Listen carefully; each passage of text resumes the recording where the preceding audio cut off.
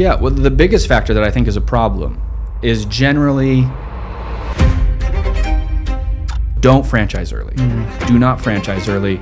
It signals weakness, it signals a lack of confidence, and ultimately it's one of those, the beginning of the end rather than a new beginning that's exciting. So just be really careful. Interesting.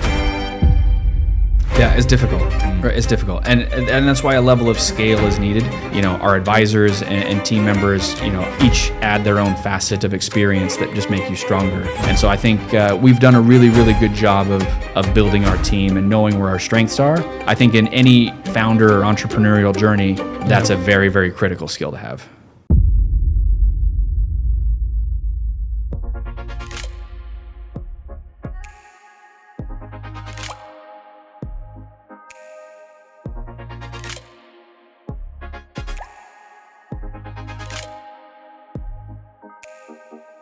Welcome to the Sandpit Startups podcast, where we journey into the minds of the brightest and the best the region has to offer.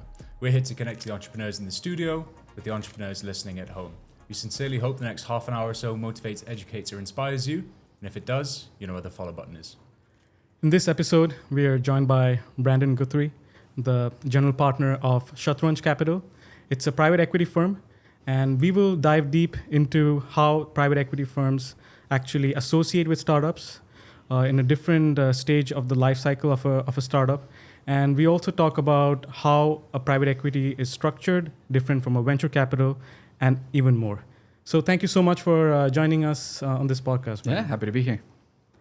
My first question to you would be, many investment firms would first look at starting a venture capital, but you have gone straightforward by starting a private equity firm.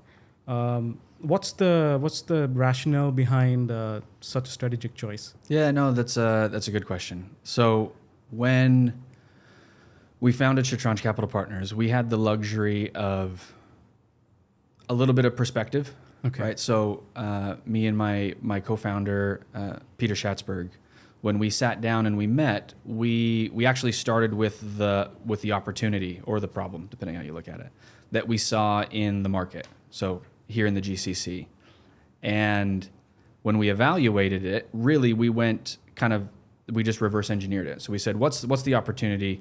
And then rather than being a private equity firm that's going to exist because we're going to do private equity investments, or being a venture capital firm that's going to exist because we're going to do venture capital investments, we said, what's the best financial vehicle that we can use to solve and take advantage of the opportunity that we were seeing in the space? Mm-hmm. And you had a lot of different options, right? Obviously, you could do, your own. You could do a fund co. You could do different ownership structures. What we landed on, based on the experience, specifically with what I had seen across the world when brands and restaurants are being commercialized at scale rapidly. Right. I'd seen this structure work for a variety of reasons, and so that's what we said would work here the best.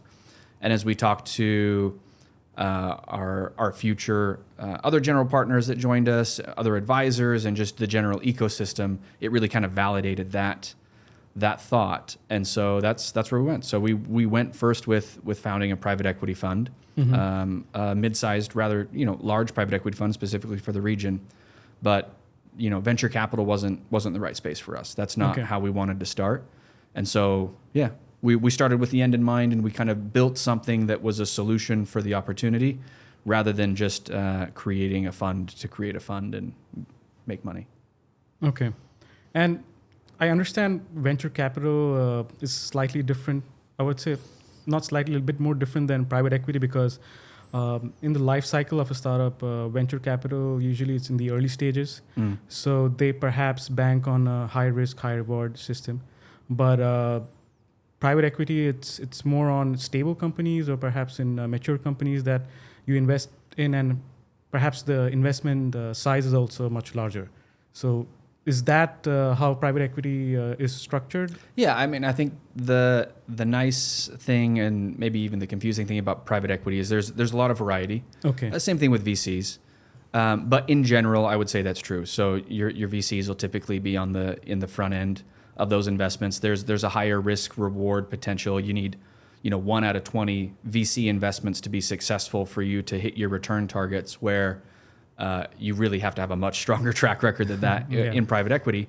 But as you mentioned, as a result, you're also making investments in generally profitable companies, EBITDA positive companies at least, and you're looking for synergies and efficiencies in other areas of the business to unlock, value. So in our instance, one of the things that we bring to the table, in addition to kind of those companies, is we brought kind of the operational restaurant experience behind organic value creation. So it's not just agnostic investments into potentially exciting companies. It's saying, what can we bring from an operational value creation? What are the levers that we can pull here based on our experience, in addition to some of the financial reengineering that happens with typical private equity? But yeah, I would say that that's the primary differentiator. That's at its face. So you mentioned the F&B space there just a moment. Why is it that you guys focus so heavily on the F&B space? Yeah, so our fund specifically is as a sector-focused fund. So we're sector-focused on food and beverage, and then I would say even deeper than that, we're focused on food and beverage in the QSR and the fast casual space. Okay. So to answer your first question, if we go back to kind of the first little bit that we were talking about, the opportunity that we saw here in the region, specifically in iconic fast casual brands. So these are global brands. We'd seen, we'd seen these brands, your Pizza Huts, your KFCs, Wendy's. We'd seen them grow all over the world. Me specifically, in arguably much more challenging economic environments than the GCC. Okay. And they were very successful. They've continued to be very successful. Although there are a lot of brands here, there are actually very few brands that have gone very deep into kind of the commercialization expansion. You have your Americana, your KFCs, your Pizza Huts. But when you look at other brands like Wingstop, Wendy's, Dairy Queen, these are brands that have been here and have not expanded, right? They get to this 15 or 20 restaurant mark and then they kind of stall out. So we had seen this opportunity, or we'd seen this problem from a professional standpoint prior to founding the firm. In my role at Wendy's, and our other advisors had seen the same thing. And our advisors come from very deep experience positions within for these global firms. So Chief Operations Officer of Wingstop globally, President International. He was part of the team that took them public. The President of KFC US, President or a CEO of Hardee's globally, former Chief Marketing Officer of APAC for Yum. So I mean, these guys have seen the business, and when we talked about this opportunity with them in this thesis, they said, "Man, we wish something like you guys existed when we were doing this and when we were trying to commercialize these markets." And so that was the opportunity that we saw, and like I mentioned, we created this as a solution for that opportunity specifically. For sure. So what do you think is the reason for the stunt in the commercialization? You say they get to like 15 branches tops. It's a few things. It would be easy to say, bad operations, but that's just not true. I think the GCC actually has some really, really great operations. What I think a little bit of is you don't have a very developed private equity sector here in the region, right? Okay. So you have, if it does exist, it exists in some type of agnostic form, right? They make investments across a variety of different businesses. Rarely do they bring operational expertise into the sector that they're investing in. And so really they're looking at it purely from a financial play, which has a role for sure. But when the rubber meets the road, not having those operational levers to drive value in a private equity firm can lead you to some bad decisions or put you in a position that's difficult. So you don't really have a developed private equity sector here. Why do you reckon that is? You have a lot of family offices. You have a lot of private capital. Yes. But private capital isn't the same as private equity. So it's structured differently.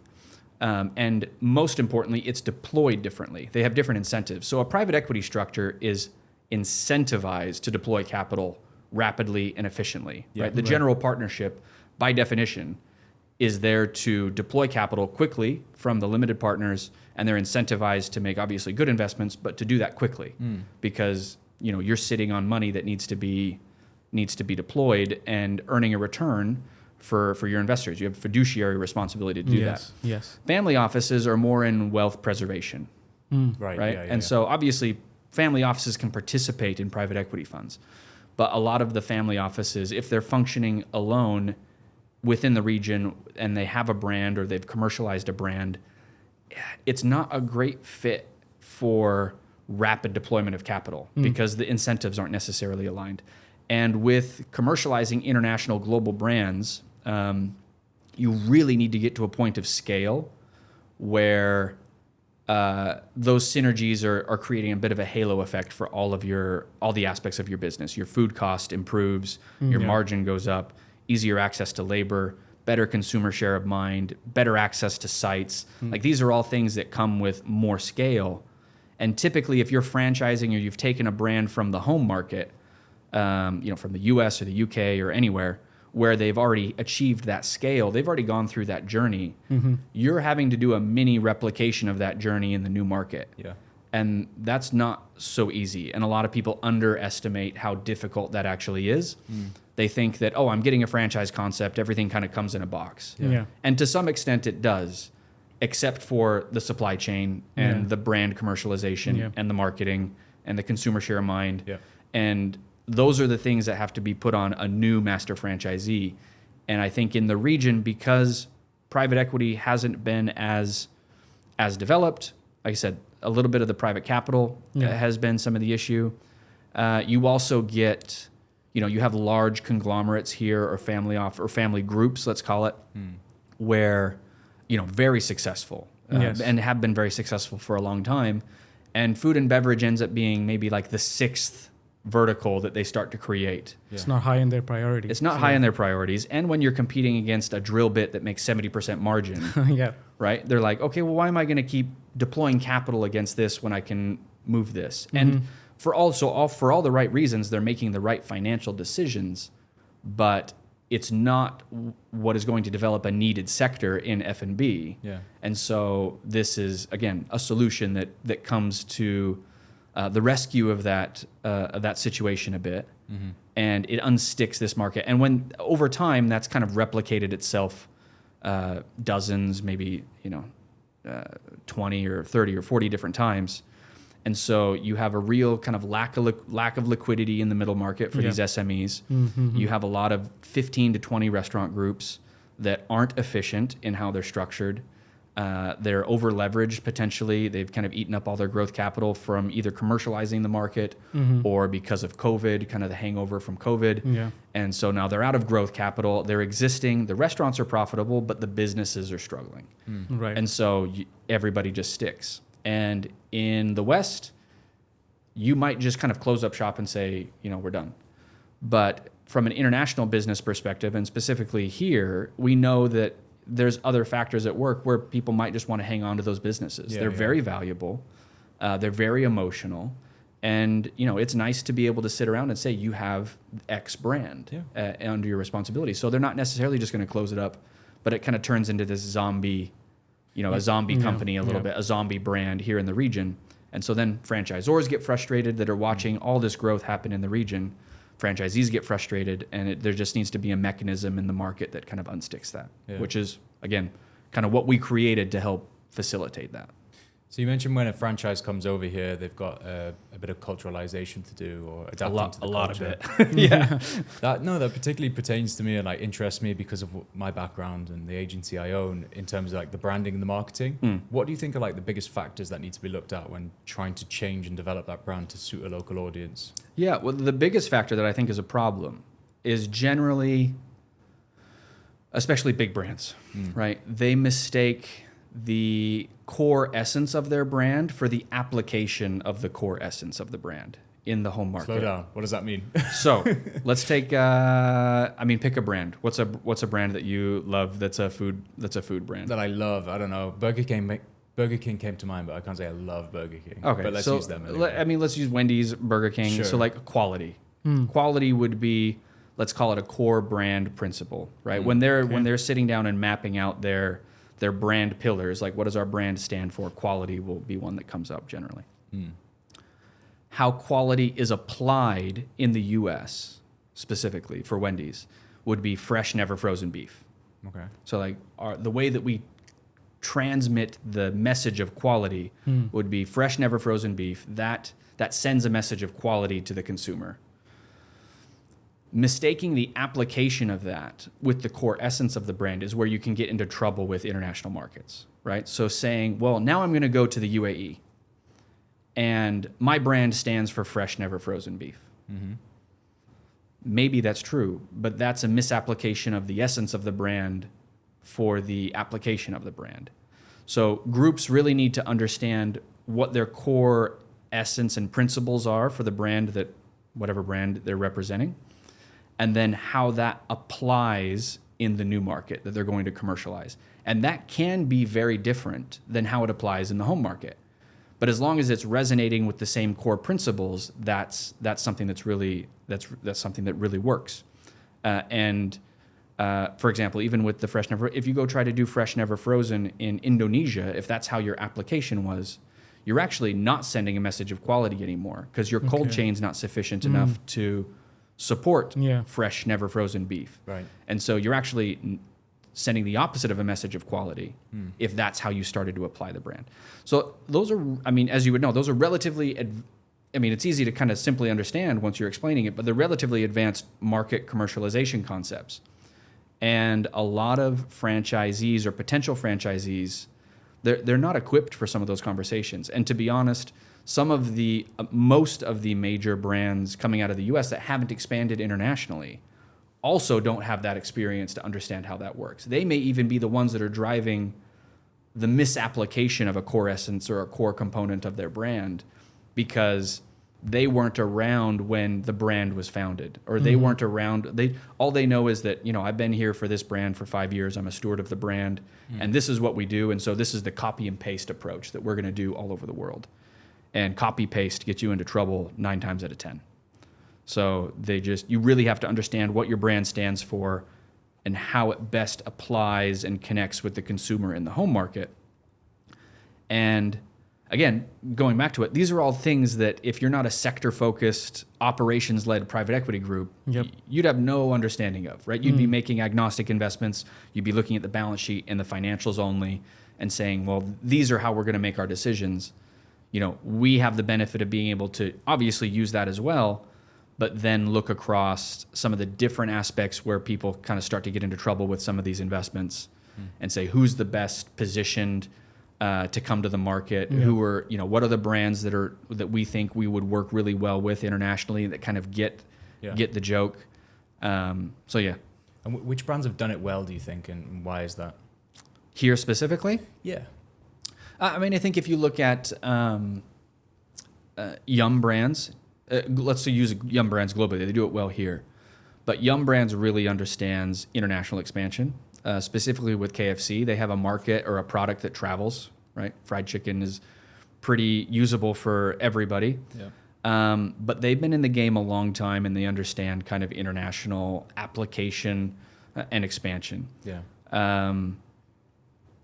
Pizza Hut has struggled a little bit, even though they fall under Yum, but they're still obviously very, very successful. But within the region, I think you have a lot of local competition.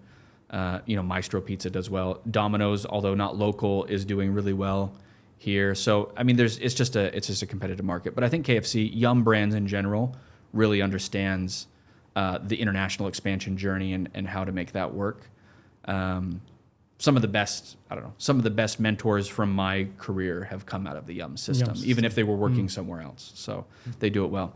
Another group that has done really well and expands rapidly, particularly using private equity, is RBI. So Restaurant Brands International. So that's the owner of Burger King, Popeyes, Tim Hortons, and right. now Firehouse Subs. Okay. So they use private equity. They themselves are actually owned by private equity. They're owned by 3G Capital out of Sao Paulo. And they use private equity as a supercharger. So a lot of the partnerships that they go and create are leveraging and using private equity. They understand how that dynamic works and how to best use it. And when it's deployed correctly, you get really, really rapid growth, which again works really well with the international franchise dynamic. Like you really need to deploy capital and get to a level of scale. Not 20 units. You need to be at 200 units type of thing relatively quickly. So they understand that game well. It's interesting to talk about rapid expansion when it's something that's so physical. Like someone has to come to a physical location, or something physical is delivered to someone at a physical location. Like how can it be rapid? Yeah, it's difficult. Right? It's difficult. And that's why a level of scale is needed. You can get to a point where you get top heavy, right? And we see this happen, especially if the businesses internationally aren't well capitalized enough. You can kind of expand beyond your own financial means. And then what ends up is basically the business goes under. Right? The market closes or has to be sold. But it is something very, very physical. Right? You have to have sites. You have to have retail infrastructure. You have to have supplier networks that are able to support your growth. Yep. These are all reasons why we like fast casual or QSR F&B, right? Because these are also things that system is kind of generally out there. Okay. It's relatively easy to understand, especially when you're working with landlords and different groups, and the supply chain is there to leverage. Right. Versus maybe doing something that's very, very unique or very, very local. Yeah. And you have to go and kind of build that out yourself. Right, So that makes there a lot of definitely are sense. challenges, but yeah, it's building restaurants. That's not easy. Like you actually have there's their own timeline for each restaurant, and that starts 6 to 12 months before the restaurant opens. Okay. You have to be building consumer share of mind. You have to be doing it's a major undertaking for sure. Yeah. And when you look at like tech startups, if a feature is broken, it's fine. It's like it's no big deal. We'll fix it. Deploy it to the app. Yeah. Exactly. Yeah, just let's just roll with it Yep. and then fix it later. But when it comes to like food brands, if you undercook a bit of chicken, that's a massive Undercook a problem. bit, yeah. You can't kill anybody. That Yeah. that doesn't work. That's But I mean, joking aside, number one issue is food safety. Like you have to be 100% accurate on food safety. Nothing will kill a brand literally faster than people getting sick at your restaurant. You see some of the stuff that happened in the U.S. with Chipotle or market share and stock price goes down 15-20% as soon as you have kind of food safety concerns. So that has to be number one. But also you look at you talk about getting something wrong. You're in leases. Those rental leases are expensive. Like you've got to pick the right sites. You got to be in the right locations. You're building things that are going to sit there, and you can't just pick it up and move it. No. So that was one of the big draws with the ghost kitchen, virtual kitchen dynamic. Is like, we can test things out and we can move it. But it turns out that that experiment has kind of run its course now, and there is a space for it. But it turns out omni-channel is still the way to go. Okay. People want physical locations. And people are wise to cloud kitchens. I mean, Exactly. I think But for example, if we take Kitopi, right? So if we take a prime example of them, they did get funded by venture capital. So when does it become interesting for a private equity firm to, let's say, think about Kitopi as the next thing? Because if we see the cycle, the venture capital would like to exit by giving it to a private equity firm. And where does the private equity firm take that company to the next level? Is it a public offering? That would also be Step interesting. one is generally you'd want to be seeing at least profitability at the concept level. So maybe if the business itself isn't profitable, but at least your business units. So in the case of Kitopi kitchens, or in the case of restaurants, like it's proven itself. It's making money. Yeah. And so what do you need now? You need scale. You just need to be able to take it to the next level. The other thing with private equity though is typically private equity it controls it. Like they want It's more operational. hands-on, is it? Yeah, they don't need to be necessarily hands-on, but they're going to take ownership, right? Very few private equity groups want minority ownership in pieces. That's very common with venture capital. Yeah. Venture capital will generally be like, oh no, you're the founder. We want a minority position. We let you do your thing. Private equity typically is either going to come in and do consolidation, or they're going to change leadership. They have to have some vision of value creation.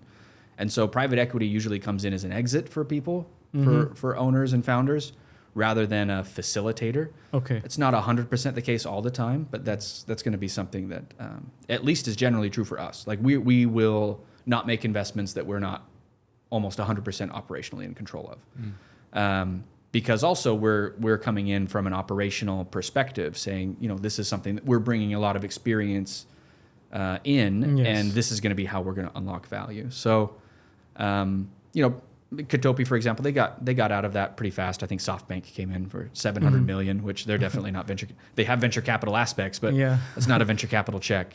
And so, but that's I'd say that's one of the big differences.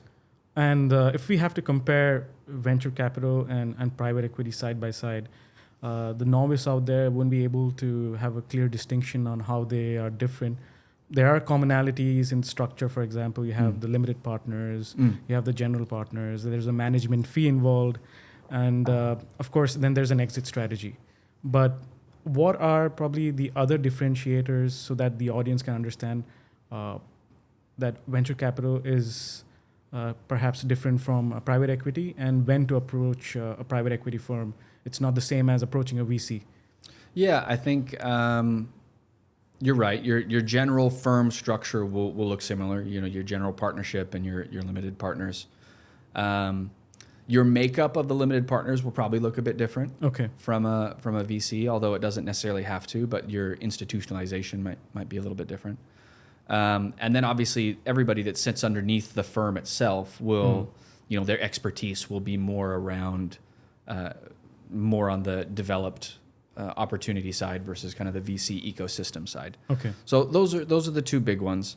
I think if you're looking at when to approach one or the other,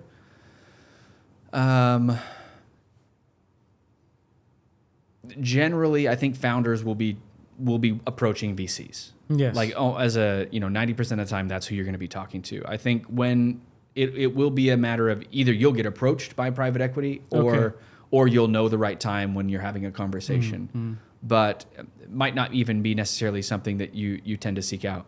When we're talking with groups, right? A lot of the times it's through our own network, our own connections, or they come to us. But generally there's an opportunity, there's an exit involved. They're looking for, like I said, either an exit or rapid growth. Okay. And I think that's when you can tend to look at maybe getting a venture capital or private equity involved. But the deal flow is different, right? Because venture capital gets a lot of inbound because people are applying to them. But is it the other way around? Private equity is like scouting for... You have your general fund, unless you're a mega fund, right? Okay. But like your general fund, you don't want to have more than 8 to 10% max of your investment fund. So you're making bigger investments, right? And you're making bigger bets. You still want to have a diversified portfolio, but like I said, you have to have a strong track record. You can't, you don't have to have a 100% hit rate, but you can't have a 1 in 20 hit rate with private equity. So the return models and the way that financially works is different. And then also on a return on your time, like if you're able to focus on some of these more developed companies, they need to take more of your time to make sure they're running correctly, either to as the general partners overseeing the operating partners who are sitting above portfolio companies, or the general partners themselves being on the boards, interacting with these groups directly. There's more time, there's more demand on your time than on a VC. Like I said, VCs are very much kind of like seeding the ground almost with different startups and seeing which one's going to grow, and hopefully one turns into a unicorn and then they make all their money back, right? But it's really not heavy demand on their time in terms of like supporting or facilitating or interacting with that group on a day-to-day basis. So private equity takes a much more hands approach in general across the board on that. And it would be interesting to know your backstory to get into private equity. I believe Yeah. you weren't into private equity from day one. So was it planned or was it just? It was not planned. It wasn't planned. No, but it was not planned. I don't think there's many kids that go, I want to be in private equity when I grow up. You'd be surprised. Some Actually, people are like already know that there will be an investment banker, and then they will probably get into VC. Yeah, or yeah. PE. I'd actually say there's a lot of there's the typical pathway is you want to go, you graduate in finance, you want to go work in Wall Street, you're going to want to be in investment banking or get into private equity in the investment space, and so that is generally a career path. That was not my career path. So my career path was actually I want to be in international business. So my career prior to Shatranj was international consumer retail, 100%. So I worked with a consumer packaged goods company that was international with a presence in Asia, based out of the US. I worked for L Brands, which is the parent company of Victoria's Secret and Bath & Body Works. Oh, really? Amazing. Again, internationally, one of my franchisees was Alshaya, so here in the Middle East. And then the bulk of my career was in F&B with the Wendy's company. And I've been in Dubai for the last 8-ish years formerly as the head of finance for the Asia Pacific, Middle East, and Africa region. That's a big market. Yeah, Huge. it's a big market. Yeah. So I'd spend about 2 weeks on the road traveling to my markets in Asia.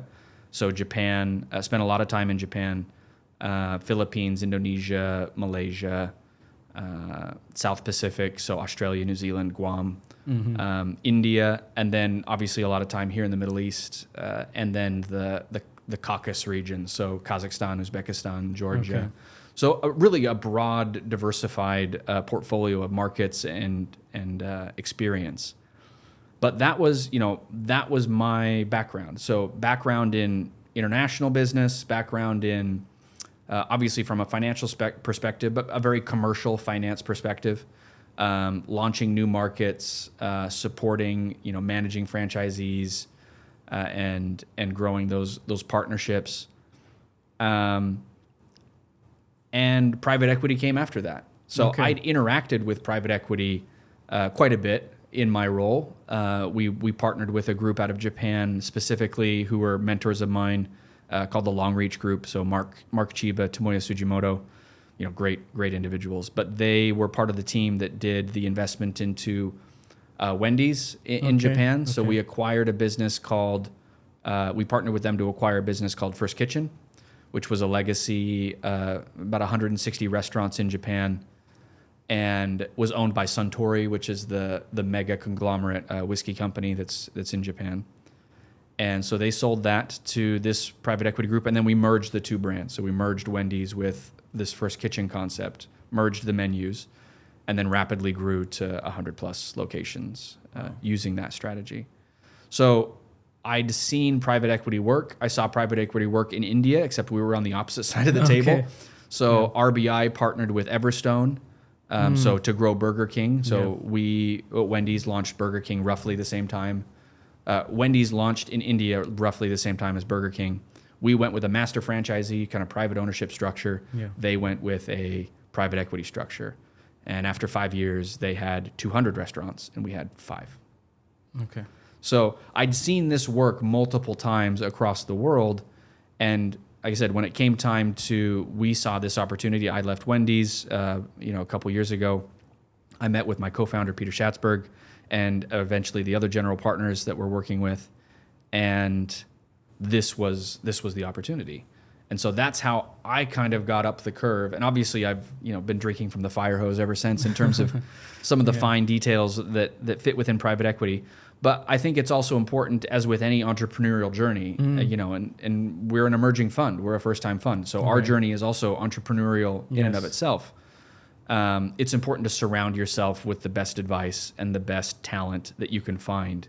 And if you have a gap, bring in team members or partners that fill that gap. So even as recently as a few months ago, we had a new general partner join us in Andrew Kripke.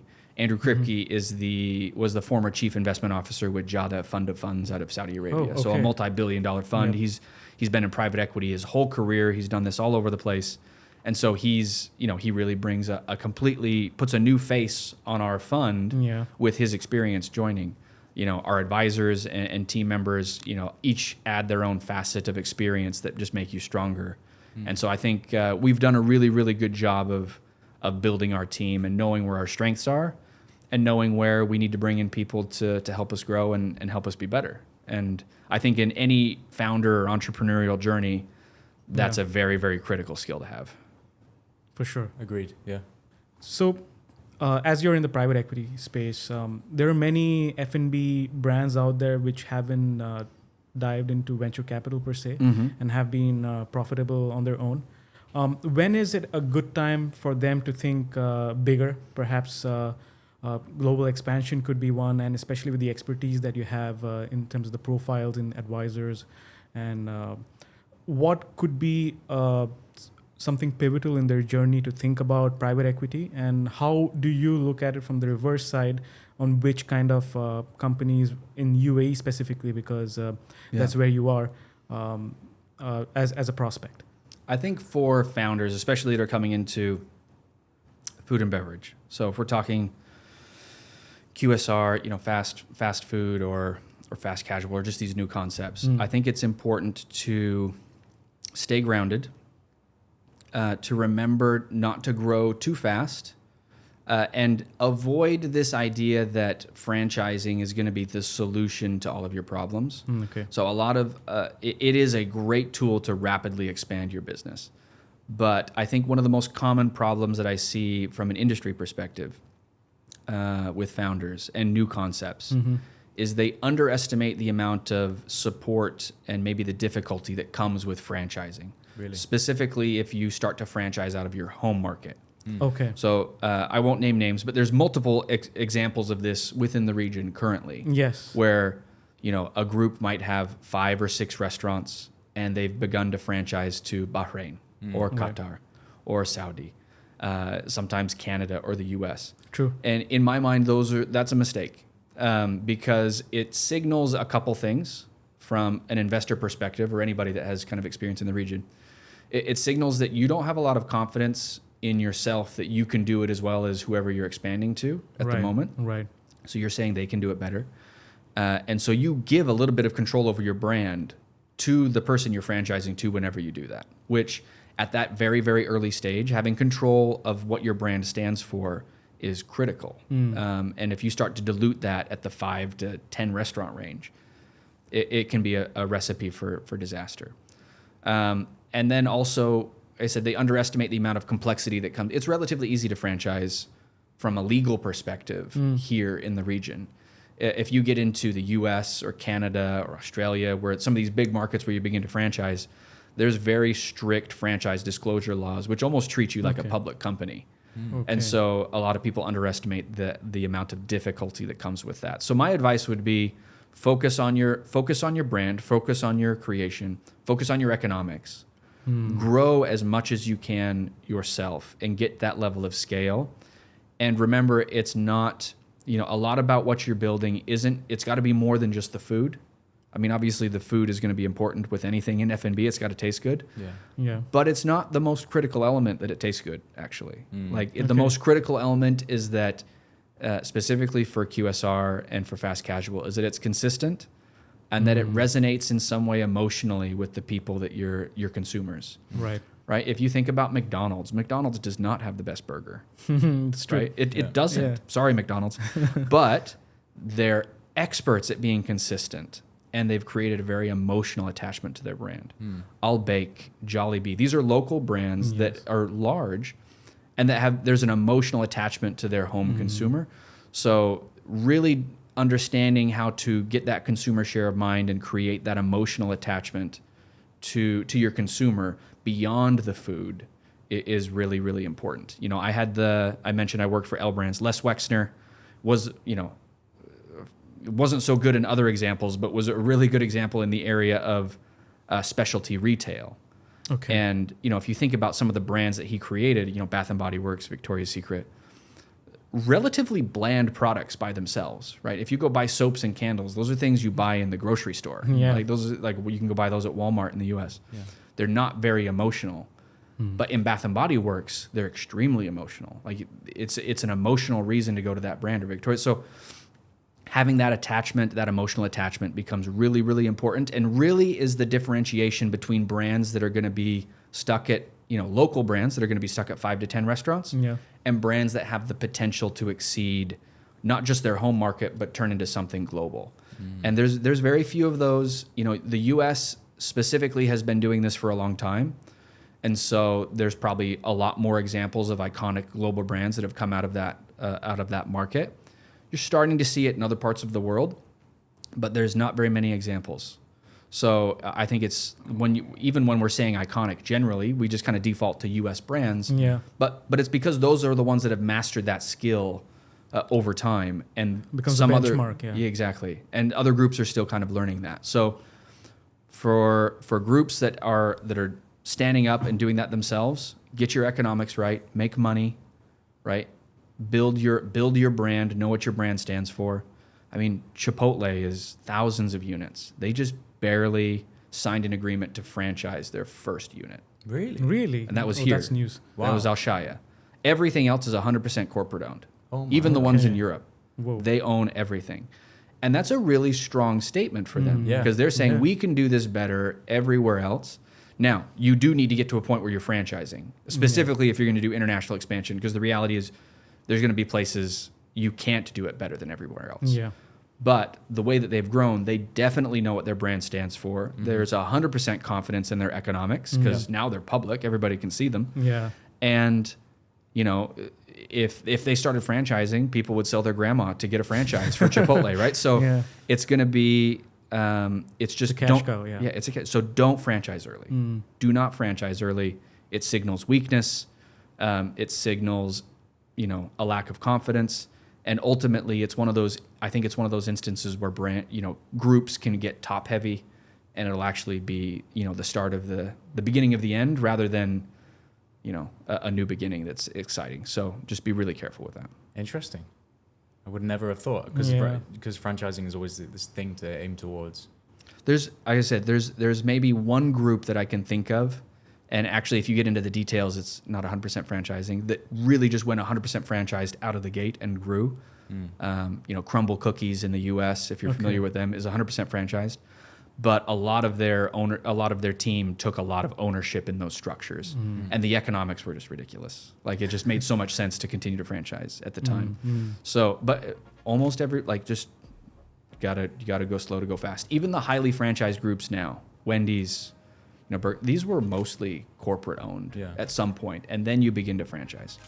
So just don't look at the end of somebody's journey and say that that's how I need to be. You got to remember that just like anybody, that person, that brand, that company went through a journey to get to where they are. You have to mimic that journey at least somewhat. And to say that you're just going to go, well, this is how that person is, and not have to do any of that work in between, that's generally a recipe for disaster. Yeah. Get you into a lot of trouble. Lazy as well. So Brandon, thank you so much for coming on. My pleasure. It's been very insightful. Absolutely. Yeah, anytime. Thank you Anytime. once again. Yeah.